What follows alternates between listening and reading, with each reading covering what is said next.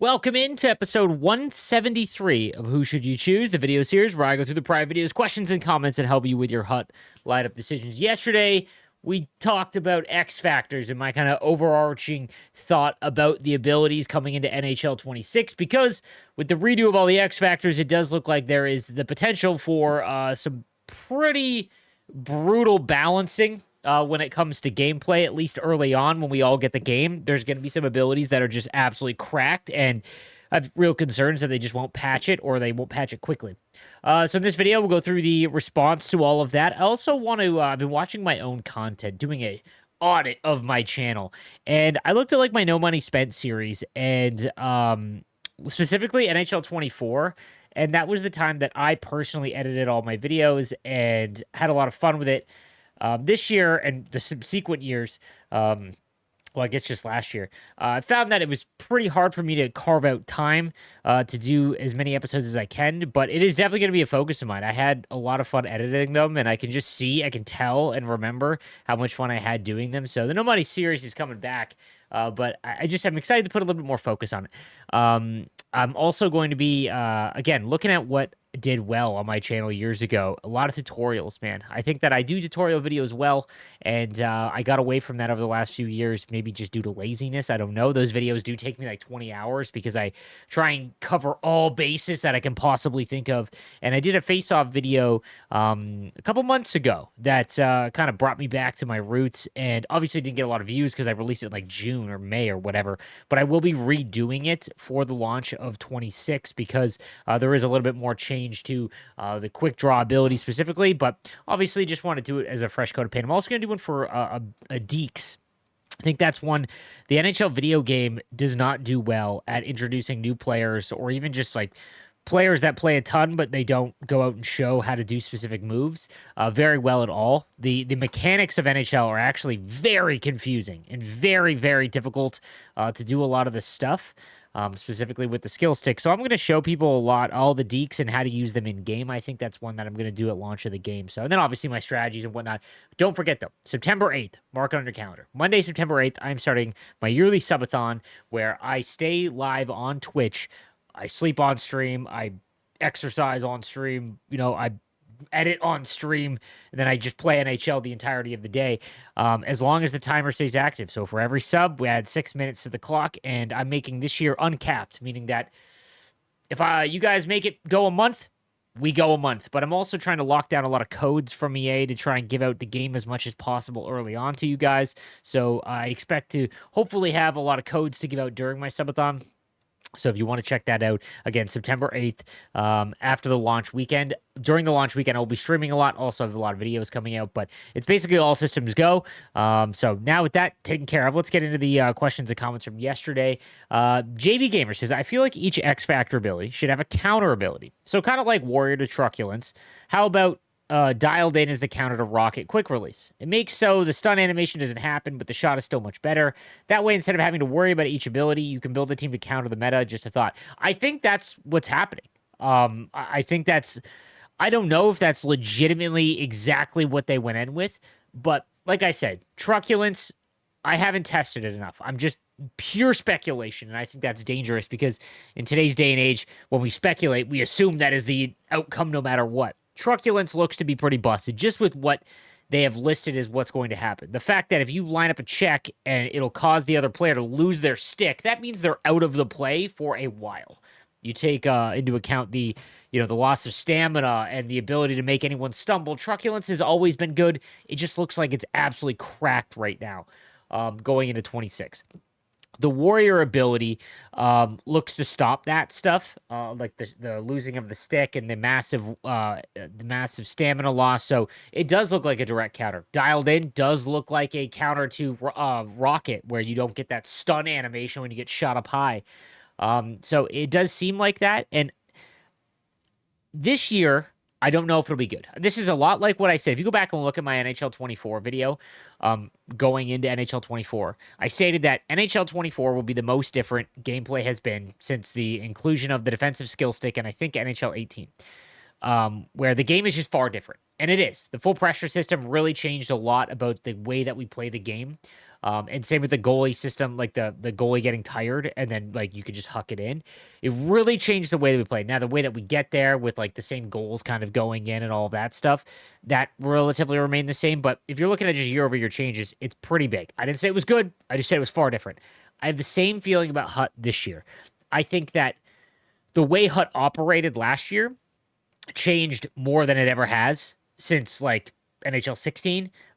Just from a, how we get the content. I mean, I guess it was really just grind objectives and all of that, but like the power up icons and stuff not upgrading, the essentially the removal of year-long chase cards, all of that, it was far different, and a lot of it was not well received. This year, when it comes to team building, it looks like they are putting such a focus on whether it's a salary cap, which I don't envision to be good. I truthfully feel like we are going to have a video in or a kind of consensus from the hardcore player base a month in that they hate the salary cap, like myself included. I think that anytime you add a restriction to a mode in which it's called Ultimate Team, where you should, if you want to be able to put all of the best players that you can acquire together, I think that you should be allowed to do that. I think the salary cap has a lot of place in Hut Champs. I think that it's going to be awful in Rivals and even Squad Battles. But again, that remains to be seen yet. I think that the chemistry system is going to be interesting. Very curious to see how they implement it. But the X factors as well. Some of these X factors look insane. And I talked about it in the last video that if they give multiple abilities to some of these cards, especially early on, like I just hope they don't. I truthfully hope that they cap X Factor abilities on cards to 1, just to try it out. Like they are not going to do quality control on these things. It's essentially going to be released, and whatever it is whatever it is. And that's really what they've done, like the XP path last year. Remember the first season of the XP path? They're like, here it is, and it was a disaster. And I have a feeling that X Factor abilities, if they go crazy and some of these cards get like 3 abilities, they've all been redone. Every X Factor ability matters outside of Hipster. I truthfully think that Hipster is going to be absolutely awful, but all of the other abilities have use, and that wasn't the case over the last 3 years. Like there was 50 abilities available last year, and we figured out the 10 that are the only ones that matter. So if they give out multiple, it's going to be very, very concerning, and I don't want them to get to a point where it's broken and they've got to work backwards, because again, you can't give us stuff or give the consumer stuff and then take it away. That's an awful way to do business or engaging content. You want to go the opposite way. You want to sprinkle it in, and then if it goes well, then you double down, right? So I'm very curious to see how X Factors play out next year in 26, and we'll see. Smoke says, imagine you play MLB The Show, and every batter pitcher have the same swing pitch release. That's exactly how NHL feels with no unique player animations. I talked about this, how X Factor abilities in Hut are necessary, in my opinion, because without them, this is exactly what happens. They are all generic. It is all generic player models. The only thing that changes is attributes slightly, and then their height and weight. There is no uniqueness to every player. Connor McDavid looks exactly the same as Austin Matthews. Austin Matthews looks exactly the same as Macklin Celebrini, like in terms of like when they stick handle and things like that. And X Factors are the only thing that differentiate cards feel. So until they figure out how to make every player have a custom stride, a custom shot, using AI and like the technology with NHL Edge, which probably won't even be possible for them for like 5 years. That's my guess.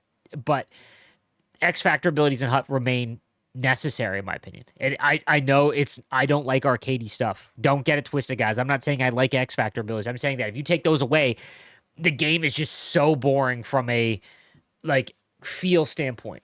And that this is a great example. MLB The Show, you get a 99 over, a perfect example. You get a 99 overall Scott Rowland, and he was one of the harder cards to go out and get earlier through the release cycle of MLB. 99 overall, amazing card in comparison to the rest of the player base. His swing is awful. It's super slow, and he just wasn't good, right? Whereas you can get like an 83 overall gold card that has a quick, fast swing for you, and you're just absolutely crushing with it. That's what the game should feel like, because the swings are different, right? So that's what I meant by, I know people are going to get that statement twisted where I say that X Factor abilities are necessary in Hut. they're necessary now because the game lacks uniqueness, and hopefully they figure that out. Will we get a Patrice Bergeron card this year? So how it works, guys, is when players retire, they go into the NHLPA, and then they send out the likeness agreement where a player has to sign, and then they allow their likeness to be in game. And when it comes to retired players, usually players announce retirement in the summertime, and it's really close to launch, and they aren't able to get them in the game prior to that year. So usually there's like a year delay. Chara was a good example. He retired and then he like wasn't. I think he wasn't in the game, or maybe it was a Ginla. I can't remember. There was a big name player over the last couple of years. Bergeron, unless he himself does not sign, I can guarantee you the EA NHL team sends out like 1,000 alumni agreements. This one specific thing is not on EA. It is on the player to actually sign their likeness into the game. Trust me, guys. They send out an email or an agreement to Pavel Bure every single year, and it's on him to sign it and get him in. Unfortunately, there will never be a Paul Correa. I can all but assuredly say that he hates the NHL, and I could see him not being in the game ever again. Unfortunately, Jim says 2K changes the balance all the time. The needs of the many outweigh the needs of the few. So this is in response to me saying that when you release X Factor abilities on cards, or so let's assume that Rocket is as good as it looks. A slap shot that has increased power and accuracy, and if you hit a goalie up high, it stuns them. Like, just sounds insane as itself. Let's say you build a whole decor with players that have Rocket. Okay? It's busted. It sucks. The game itself is just, ugh. You know? Here's the lesson that I learned. Unless you address it and you come out and say, hey, in the next patch, which patches take about a month, guys. When you do a patch, it has to go to Microsoft and Sony. They have to approve it, that it actually works, and then there's a process to it. That's why they can't just do immediate patches. There's certain sliders or tuners. Tuners are different. Tuners are them changing, sliders of things, right? Like that can be done immediately. Patches, however, those require like actual approval processes that take some time. Unless they come out and say, hey, we realize that the Rocket X Factor is busted. In the next 4 weeks, or the next patch, let's say it's even 2 weeks, okay? I don't agree with it, but let's say it's 2 weeks. We are making these changes to Rocket. It gives the player base the ability to be like, they're going to change this, so I'm either going to sell off my cards or I'm going to stop investing in so many cards that have Rocket, right? It's back in NHL 22, AP Gate. I joke about it all the time. I was fully in the camp of the game needs to be balanced. I thought the needs of the many outweigh the needs of the few. Totally in agreement here. In a versus mode where nothing is invested other than your skill at the game. And obviously time, but like for the most part, just skill at the game. When you do things that are in a mode that require a ton of time or a ton of money, I don't agree with making crazy rug pull changes like what happened in NHL 22. At the time, I was wrong. I was like, dude, this game needs to be balanced. Post to post was only 2 ability points, and it literally allowed your goaltender to stop cross ice one-timers. It was absurd and super powerful. Shutdown was only 2, and shutdown is still one of the best abilities in the game. And I still stand by the fact that the ideas that I had and the ideas that EA came to us with were correct for the game, because no one complains that shutdown is what it is now, or post-to-post is now, because the game is more balanced from an ability standpoint, right? But that happened in like January or February. I did not realize that doing that to the casual player base that has spent 3 months building a team with those abilities, because EA states, here are the cards, go do what you want with them. All these abilities are cracked. You know, there was no fine print that said, we might change these, and your whole build of your team just got screwed. And that's kind of what happened. Now, not to that extent. It did balance the game, and you could still use shutdown and post-to-post, but obviously at a much higher cost. But like I said, in a mode that has money involved and real time involved, I don't agree with the needs of the many outweighing the needs of the few in this instance, because it is just...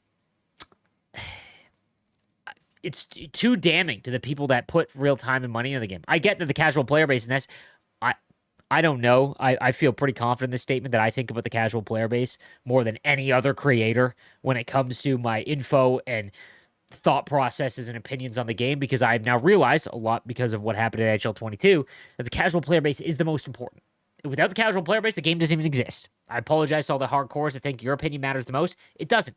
You drive the longevity of the game. The game exists literally because Mike in Indiana sits down, spends $100 on the game, and then maybe a couple hundred throughout year at Hut because he just casually enjoys it. That's the reality of the situation. So I balances in versus where there is no investment of money, 100% in agreement here.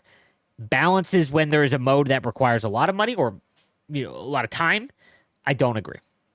80 Man says they always try to put 2 feet forward instead of one at a time. Some of the abilities will likely be ridiculous and they won't bother to patch. This is my fear. I no longer give the content, or not even the content team, but the EAs in general, the benefit of the doubt when it comes to they'll make fixes and do things right. A lot of it because the process is involved. Like I mentioned, to do a patch takes about a month of time from start to finish. It just appears that the what's the word I'm looking for here? The not process, the structure. There's a word that I'm looking for, and you guys are probably screaming it at me.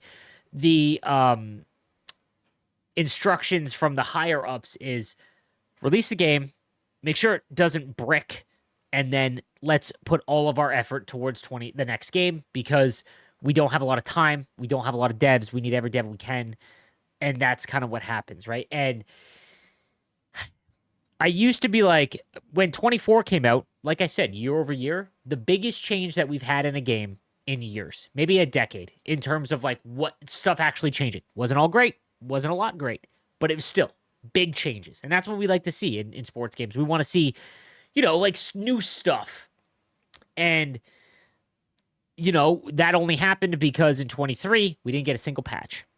23 was an absolute disaster from a gameplay standpoint. That was the quick wrap that any Division 6 player could do, and that was the sit and lick the boards and wait for your opponent to go and pressure, and you just come out front and backhand. I'm talking Division 6 players did it, Division 1 players at the high end did it. Like, it was, and they didn't address it at all. And it ruined, 23, in my opinion, because there was nothing. All they did was put crossplay in, and it really didn't work, is the worst year-over-year game that we've had ever. 18 was really rough, but Hut was half decent. But my goodness, 23 was an absolute disaster. And I agree. I think that the X Factor abilities needed to be redone because they're boring, and 40 of them don't matter. I like that they all matter now, and there's going to be a lot of testing, and it's fun and interesting. Say what you will, but the next year's game about Hut, not much is going to be different overall. There will at least be interest. Like, you will look at a creator, streamer, whatever, online, whatever, or maybe even yourself with EA Play. You will at least, if you are a diehard Hut player, you'll be like, okay, let's see, right? As opposed to, this looks exactly the same, the cards are slightly different, right? Now, that might be how it ends up, but it looks like what we're seeing is somewhat different, and the X Factor abilities play a part in that, because they are quite different. Some of them, like Elite Edges and Wheels, are the exact same, but it looks like there's more abilities that we could use, and but I agree that this is going to be scary. So, stats should continue in Hut for players as you upgrade them over the year and not reset. Hughes has 20 goals, 20 assists. Those stats should continue when you upgrade from 84 to 85, not just reset. I don't disagree, but in Hut, there's so many different cards, and I'm trying to give an example. Jerome McGinley's hologram card, awful. As a Jerome McGinley fan, he's one of my favorite players of all time. There's a reason he's one of the reasons why I'm No Sleeves 12. His hologram card was absolute cheeks, like one of the worst cards that in terms of investment. However, he had like a Gallery of Greats card come out or whatever, far different. And I think that the stat should save on the card individually. I hate how they reset though. I do hate how they reset, but they should save on the card. I think that what should happen is there should be a tab that saves for online or offline. That's what I think should happen, because offline stats mean nothing, guys. I apologize to offline players. To online players, offline stats ruin the card. It's very hard to get a real. You play 100 games, 30 of them are squad battles. Your player might be over a point per game, and you're like, okay, this card's sick. But you go and look at the data, he's like, maybe less than half a point per game online, and then that changes things dramatically. It should be online, offline. I haven't even pre-ordered 26 yet. I don't know why. You don't need to, man.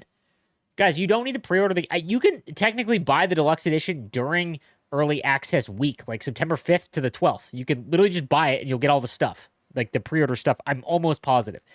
Here is what you should do, is you just buy EA Play for $7.99, okay? It'll allow you to play the game for 10 hours on the September 5th early access launch, okay?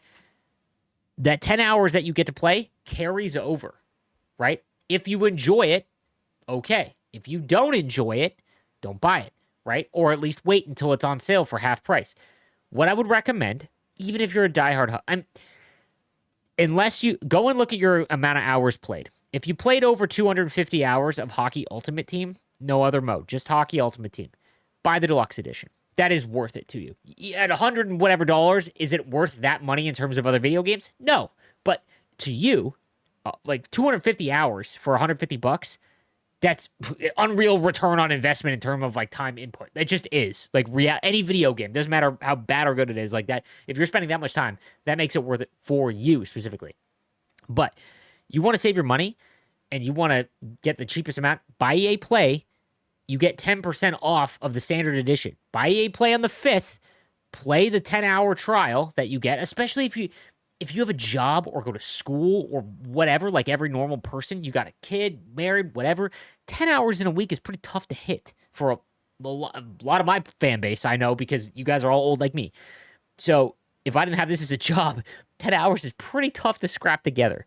So play your 10 hours, then go and buy the standard edition on the 12th, because then the game just comes out worldwide, and then all the stuff that you got on the 12th, you save like $3 on the overall game because you get 10% off with EA Play. Cancel EA Play. You saved a couple bucks on the game in general, and you got to take part in the early access content for HUT. That's the best way to do it. There's like 100%. You don't need to pre-order. You don't. Like the reason why that you spend the extra money is not the extra goodies inside. It's honestly, there's nothing there. If you play World of Shell and you pre-order the big game, you just donated your money to them, which is, do what you want to do. If you're a World of Shell player or franchise, or anything, even if you be a pro player and you want to check out the new game, you should still do the method I just told you.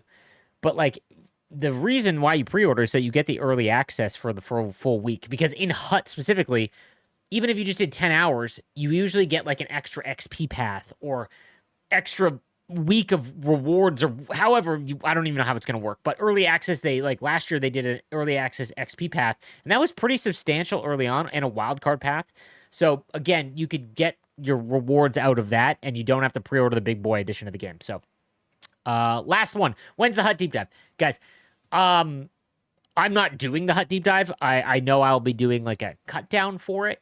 I would expect, this is how it always works. Any Ultimate Team, guys, does not need to ship with the game. So the game is already done and shipped to like the manufacturers. Ultimate Team, just like MLB, Madden, all of it. FIFA's a little bit different because FIFA is Google, like in terms of sports games, like, or Amazon, right? Like it operates differently than every other game because it has billions of dollars invested into it. All other normal games outside of FIFA, they don't need to ship the game with it, so they can keep working on content all the way up because it'll go into a day zero patch. So to do the deep dive, the game might not even have the stuff in there until like a week prior. In 23 or 24, I actually did the entire like 10-minute deep dive, right? And I remember having to fight to get the watermark off, and some of the team builders didn't exist in game, so I couldn't show it off. Like, so they wait real long. I would expect it. If I'm being honest, I expect the HUT deep dive to be Wednesday, September 3rd. That's my guess, but we'll wait and see. All right, guys, that is going to do it for today's Who Should You Choose? Good conversations as always. This is going to be switching over to Coffee and Shell, just a rebrand. Coffee and Shell is my old podcast I used to do with Padre and Kesso and Papa. Not really doing the same format. I'm going to be changing Who Should You Choose to Coffee and Chill because, well, I drink coffee every morning. I record this at 7 a.m. And I just think it makes more sense because it's going to be a podcast type format. That's what I think Who Should You Choose has turned into. And based on your feedback as well, yeah, that's what's going to happen. I'll see you guys tomorrow. Have a good one.